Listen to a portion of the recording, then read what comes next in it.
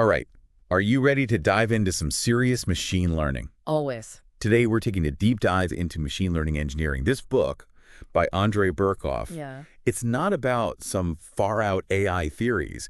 It's about the practical stuff. Like, how do you build Yeah. these systems Right. to actually work in the real world? Mm. I mean, it's like having a master class right there on your shelf. You got it. It's like Burkov's giving you all those insider secrets, the Right. kind you usually only pick up after years of being in the trenches. Yeah. He breaks down the whole machine learning engineering process Yeah. into these bite-sized pieces. So Yeah. even if you're just starting out, Yeah. you can follow right along. So think of this deep dive Yeah. as like having Burkov as your personal tutor, No. you know, I like that. guiding you through each step of building a real-world AI system. You're not going to get lost in the jargon or feel overwhelmed by Right. all those complex ideas. We're going to break it all down, make it nice and easy.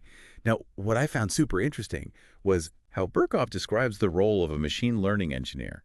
It's way more than just messing around with algorithms. Absolutely. It's like he's saying, you got to be a data detective, Uh-huh. a software engineer, and a project manager, all rolled into one. You're in charge of everything. Wow. From gathering and cleaning the data all the way to deploying the model and then keeping it running in production. That's a lot of hats to wear. So where do we even begin with all this? Well, Burkov kicks things off by diving into the machine learning project lifecycle. It's kind of like, think of it like baking a cake. Okay. You wouldn't just chuck all your ingredients in a bowl and pray for the best, right? Definitely not. I've had some kitchen disasters trying that. Exactly.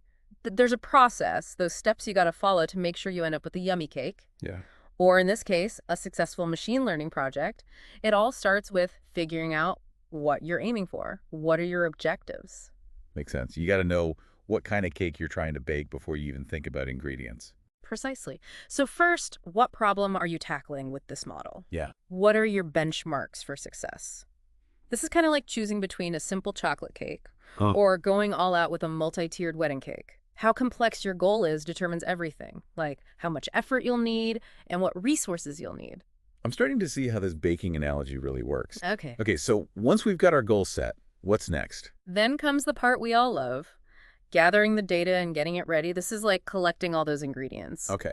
making sure they're fresh, high quality, and prepping them for baking. So like no rotten eggs or flour that's past its expiration date. Exactly. Burkov stresses this over and over.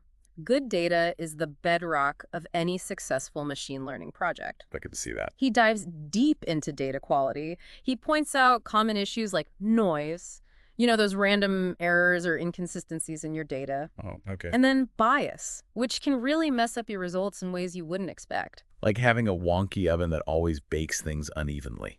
Right. And he gives a ton of practical advice on how to clean up your data and transform it to handle those issues. He even talks about, have you heard of data augmentation? Oh, yeah. It's basically stretching your data further, getting more mileage out of it I see. by creating synthetic examples to boost your model's performance. It's Yeah. almost like making that cake batter stretch further by adding a little extra milk or flour. Smart. So we've got our goals, we've got our data prepped. Mm-hmm. Now what? Is it finally time to build the model? Not quite yet. Burkov has another crucial step for us. Feature engineering. Okay. This is where you take that raw data and turn it into something your algorithms can actually work with, something they can learn from. So it's like taking all those raw ingredients and doing all the chopping, mixing, prepping them for baking. Exactly. Burkov goes into detail about all sorts of techniques for engineering features. Yeah. From simple things like scaling numerical data to more complex methods like one-hot encoding for categorical variables. He even touches on some advanced stuff like word embeddings for text data.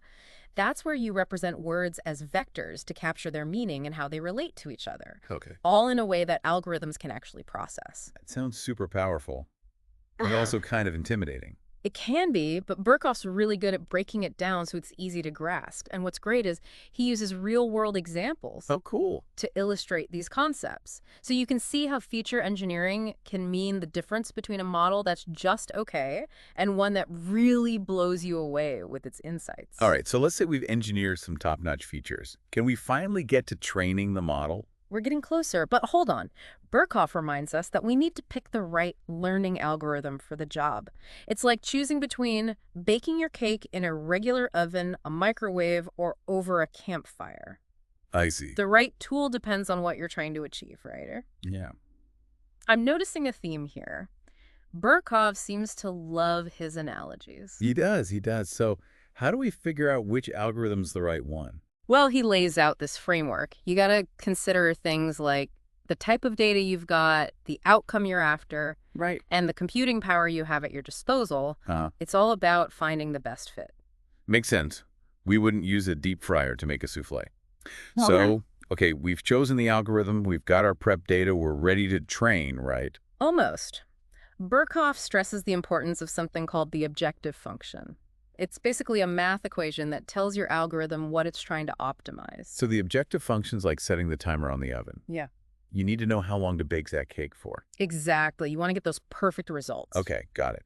So the objective function tells the algorithm what to aim for. What else do we need to consider before we start training?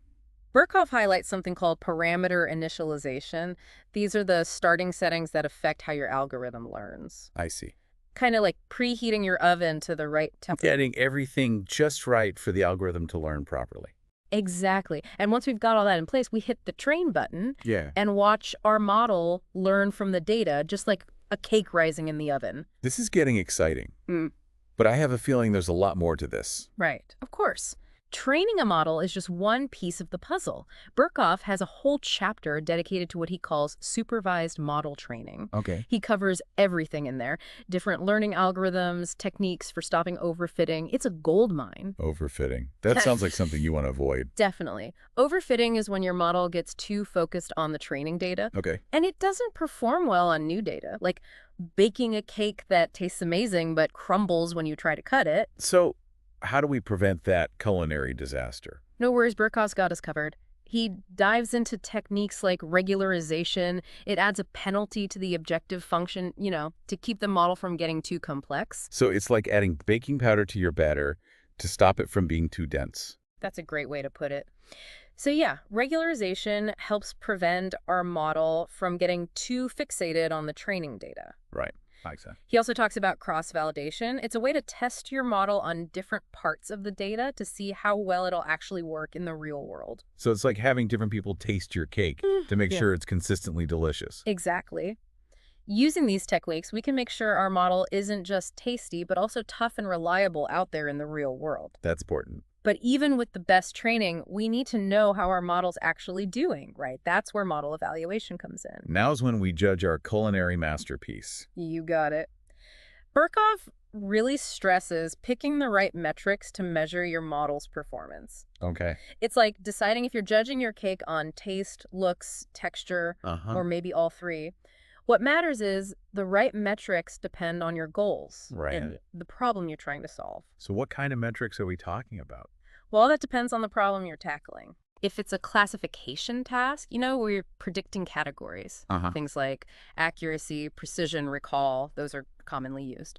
But for regression tasks, where you're predicting a number, you might use things like mean squared error or R squared. Okay. It's a lot to keep track of. It is. So once we've evaluated the model, what's next? Then comes model deployment. Burkov covers this in detail. It's like, you've baked this perfect cake, now you got to present it to the world. Now that's the grand finale. Yeah, it's showtime.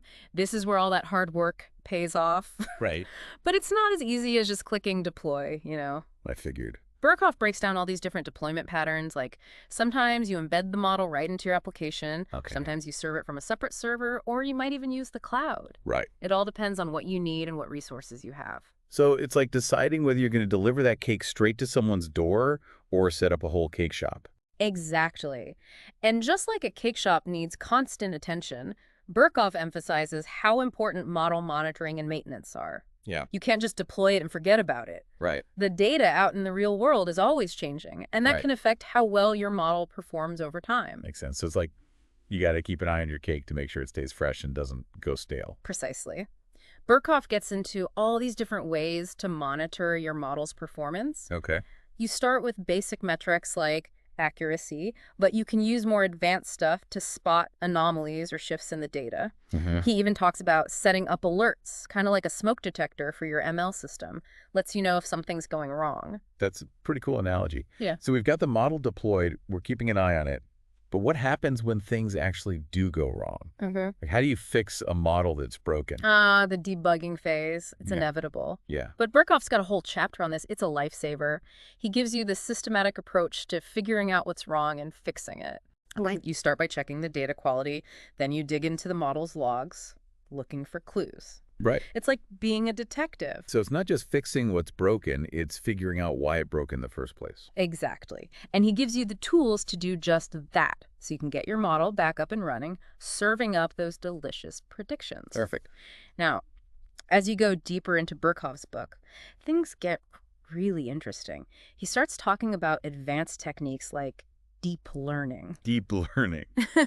Sounds kind of intimidating. It can be, but Burkov explains it in a way that's really clear, even if you're not a math whiz. He starts with the building blocks of neural networks. Okay. You know, the neurons, the layers, the activation functions, and Okay. how they all work together. So like understanding the individual parts of a really complex cake. Exactly. And then he walks you through training these networks. Yeah. He covers all these different architectures and algorithms. He even gets into the nitty-gritty of backpropagation. That's the algorithm that lets neural networks learn from data. Sounds pretty intense. It is. But Burkov makes it understandable. He uses clear explanations and visuals to help you get it. That's good. And what I love is how he keeps connecting these concepts back to the real world. Yeah. He shows how deep learning is behind so many things, from self-driving cars to personalized medicine. It's not just theoretical stuff. This is tech that's shaping the world. Absolutely. Now, once you understand deep learning, Burkov introduces this cool concept called model stacking. It's like putting together a team of expert bakers. Yo, I like where this is going. Each baker specializes in a different kind of cake. Okay, yeah. So instead of choosing just one best model, Right. you make the predictions from multiple models and combine them to get an even better result. It's like having a master baker who takes those cakes from all the specialists and creates this amazing multi-tiered creation. Exactly. Burkov takes you through the whole process, Yeah. choosing the right models, training a meta model to combine their predictions, and avoiding pitfalls like data leakage. I see. It's a powerful way to squeeze that extra performance out of your machine learning system. Sounds like a secret weapon for machine learning engineers. It definitely can be. Now, another challenge Burkov tackles is imbalanced data sets. This is a common problem. Yeah. It's where one class is way underrepresented compared to others. Think of a fraud detection system. Most transactions are fine, right? Right. Only a tiny fraction are fraudulent. Yeah, I could see how that would throw off a machine learning model. Like, it might just learn to say everything's not fraudulent to get a high accuracy score. Exactly. But then it'd miss those crucial cases. Yeah, that's bad. So Burkov dives into techniques for handling this. You can oversample the minority class or use cost-sensitive learning. That's where you penalize the model more if it misclassifies those minority examples. So it's like giving those rare fraudulent transactions more weight so the model pays attention. Exactly. He explains each technique really well Okay. and gives practical advice on how to use them. And there's more. He covers things like a model calibration. That's about making sure your model's probabilities are accurate. And error analysis. Okay. That's where you examine your model's mistakes to figure out why they're happening. So it's not enough to build a model that works. You have to understand its limits and how to make it better. Exactly. And Burkov gives you all the tools you need. Great stuff. Right. We've covered a lot here. We have. From the project lifecycle to deep learning and model stacking, it's been quite a journey. And we learned about handling those tricky problems like imbalanced data sets and debugging. But there's even more. Really? In the last part of our deep dive, we'll explore something super important, making sure our AI systems aren't just technically sound, but also ethically responsible. Now that's what I call a perfect transition to the final act of our discussion. We'll be back after a short break to dive into the ethics of machine learning engineering and how we can build AI systems that truly benefit humanity while minimizing any potential harm. Stay tuned. Okay, we're back. Ready to tackle this final frontier of machine learning engineering. Building systems that aren't just smart, but also responsible. Yeah. This is where things get real. Right? Absolutely. As AI becomes more and more a part of our lives, Right. it's not enough to just focus on how well it performs technically. Yeah. We have to make sure these systems align with human values and that they're not making existing problems worse. So it's about building a system that works, but works for good. Right. And Burkov really gets into this in the last part of his book. He talks about algorithmic efficiency and reproducibility. Yeah. They might not sound as flashy as deep learning, Right. but they're super important for building trustworthy AI. You're right. Algorithmic efficiency is all about making sure your models run smoothly and efficiently, Okay. especially when they're out in the real world where every millisecond counts. It's like Mm. streamlining your cake recipe so you use fewer ingredients and bake it faster, Right. but without losing that delicious taste. So it's about finding the balance between performance and efficiency. Exactly. And what about reproducibility? Why is that so crucial? Reproducibility means being able to recreate your results, Okay. which is vital for making sure your models are reliable and trustworthy. It's like writing down your cake recipe in detail, Right, right. so anyone can follow it and get the same delicious cake every single time. So no secret ingredients or vague instructions. Exactly. You got to be meticulous about documenting your code, your data, every step you take. And Burkhoff gives a ton of practical advice on how to do that. Like what? Things like using version control systems, setting random seeds for your algorithms. It's all about transparency. Those little details can make a big difference when it comes to trust. Absolutely. And then there's the big one, version control. Machine learning systems are always changing. Right. So how do we keep track of all the different versions? Sounds like a nightmare, especially if you've got a whole team working on a complex project. It can be, but Burkov has some good advice. He suggests using tools like Git Oh, okay. to keep track of those changes and create a history of your project. Think of it like a detailed changelog for your cake recipe. So you can see how the recipe has evolved over time. Exactly. And you can even go back to an older version if you need to. He also talks about tagging specific versions with clear labels so you can quickly find and deploy the right one. It's like organizing your recipes into folders so you can find what you need fast. Right. That kind of attention to detail is super important when you're dealing with AI systems that can have a big impact in the real world. Yeah, mistakes can have consequences. So as we wrap up our deep dive into Burkov's book, what are your big takeaways? What do you want our listeners to remember? Well, I think Burkov does a fantastic job of making machine learning engineering understandable. He breaks down these complex ideas into pieces, uses clear language and analogies, Yeah. so even if you're not super technical, you can get it. I agree. He makes it accessible without making it feel dumbed down. Exactly. And he goes beyond just the technical stuff, emphasizing the ethical side, best practices for working together, Right. and always learning and improving. It's a holistic approach, recognizing that it's not just about building algorithms, but about building systems that are responsible, reliable, and actually benefit society. Well put. And I think that's more important than ever as AI becomes more and more a part of our lives. Absolutely. So to our listeners, if you're curious about machine learning and want a practical guide to building real-world AI, I highly recommend Machine Learning Engineering by Andriy Burkov. Yeah, it's great. It's full of insights and advice that'll help you build smart systems and build them responsibly. I couldn't agree more. And remember, the learning doesn't stop with reading the book. You got to put those ideas into practice, experiment, and always keep learning as AI keeps advancing. Well said. Go out there, experiment, build amazing things, and remember, with great power comes great responsibility. That's right. Use your AI for good. Thanks for joining us on this deep dive into the world of machine learning engineering. We'll see you next time on The Deep Dive.